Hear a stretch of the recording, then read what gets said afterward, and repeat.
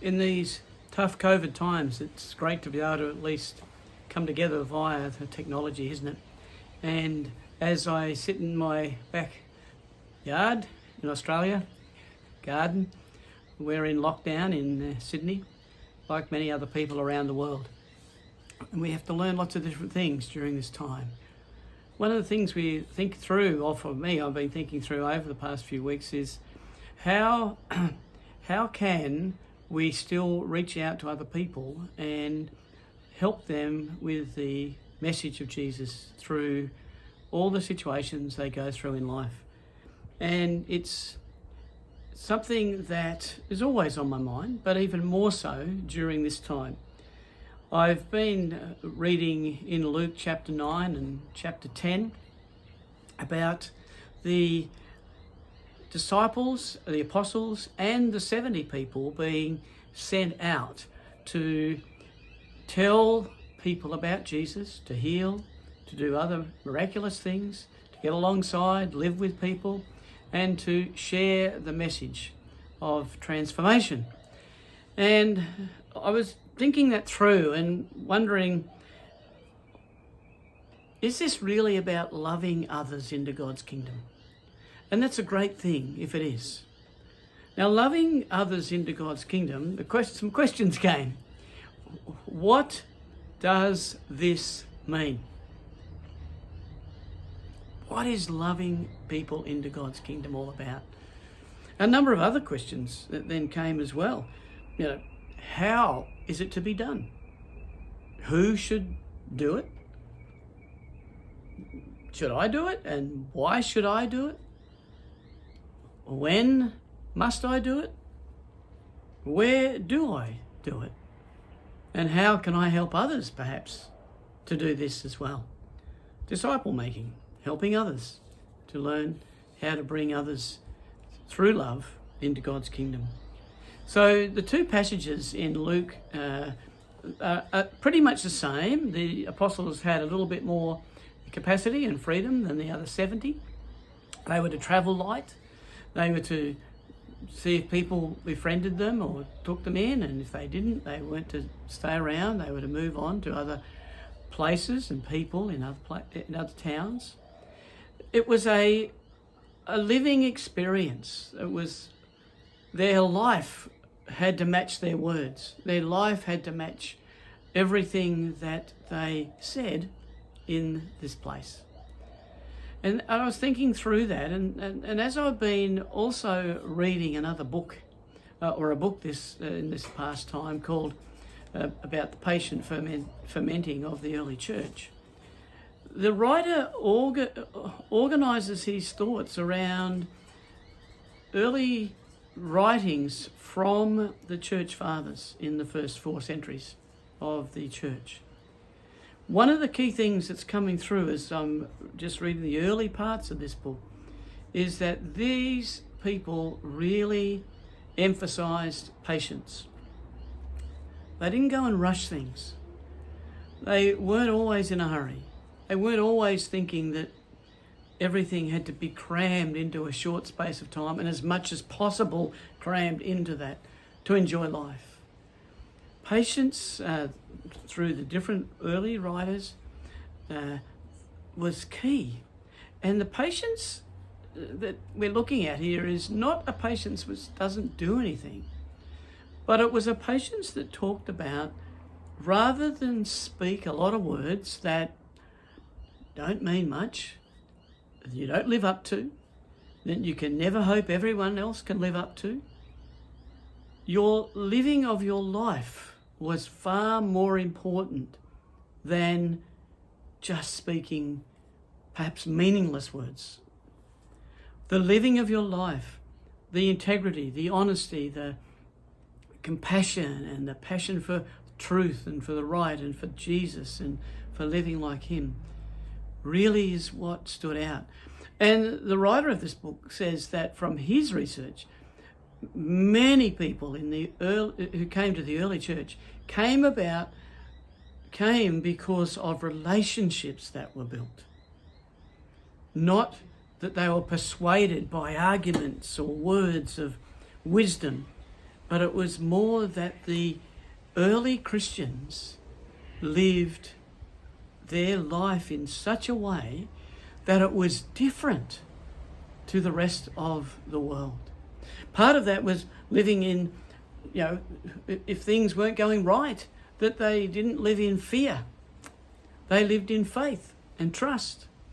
They were also generous, and they were, in their business dealings, honest and not extracting unnecessary fees, even helping people with not foreclosing when they couldn't pay a loan if there were some particular difficulties, but they'd work it through. Now, he says that there were certainly people in the early church who weren't like that, but this was the aim, this was the majority.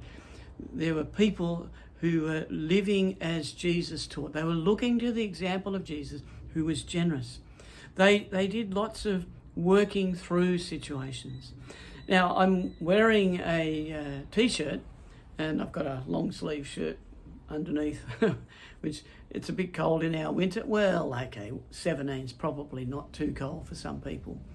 But this shirt I'm wearing is one of our Salvation Army in Australia approved casual uniforms, and it's for the Aboriginal and the First Nations of Australia, designed by them. Every part of it has a message. Just show you the shirt a little bit there. It's got all the different components, really mean a whole lot of things about coming together, black and white and all colours in between, working together. Now, my experiences with the First Nations people of Australia is that they don't rush things. And in my youth and ignorance and not understanding, I used to wonder, why are they so slow to make a decision? Why is it not happening? And during the years, I've been able to journey with a number of them. So I've been able to learn that what they call the yarning circles, and yarning is letting everyone's viewpoint be heard before the next steps are worked out. Inclusiveness, involving people who normally wouldn't speak much. So if there's times of silence while people wait, there's times of silence. Can be a little awkward sometimes, can't it? Well, for people like me who are an activist, it really can be awkward. But I've learnt so much from the wisdom that comes from the group together working things out. I've seen that the Aboriginal people and the Torres Strait Islander people live out their life in such a way that they care about each other. They really want to make wise decisions. And for those of them that have become Christians, they involve God in all of that. God's involved in every part of that decision making. It's a wonderful thing to be part of such a yarning circle. Y-A-R-N, yarn. And I know that also means wool, but in this instance, it's about listening, talking, resolving, listening, talking, resolving. Very much like another tool that's come out in recent years from the Salvation Army International Headquarters called Faith-Based Facilitation. And Lieutenant Colonel Dean Pallant had put a lot of work into that for his PhD and then a few other things that he was working through for the Army, for the Salvation Army. And it's another reflective process of thinking and involving people in every part of the process, hearing everyone's perspective, getting the wider wisdom, reflecting then with God on what are the next steps, and then continuing the circle again after you've made actions on those points. As we reach out to people, following Jesus telling us to, as he said, as he was just before he was ascended, recorded in Matthew, go into all the world and make disciples. It doesn't have to be a rush. Yes, we don't know when Jesus will come back again, but it doesn't have to be rushed so that there isn't integrity in the process, there isn't authenticity, transparency, there isn't care and love shown. We can take our time to build a relationship. And in these days, as we're relying very much on technology in the Western world and every other part of the world to reach people, to talk to people, because we can't talk to them personally for periods of time because of this pandemic, how do we do that in the best way possible? How do we authentically love people into God's kingdom? I pray that today some of the thoughts I've put out here will help. God bless you.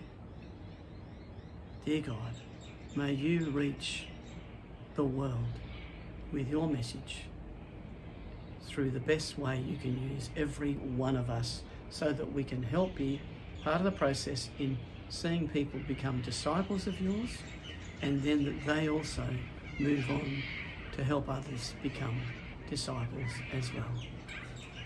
Amen.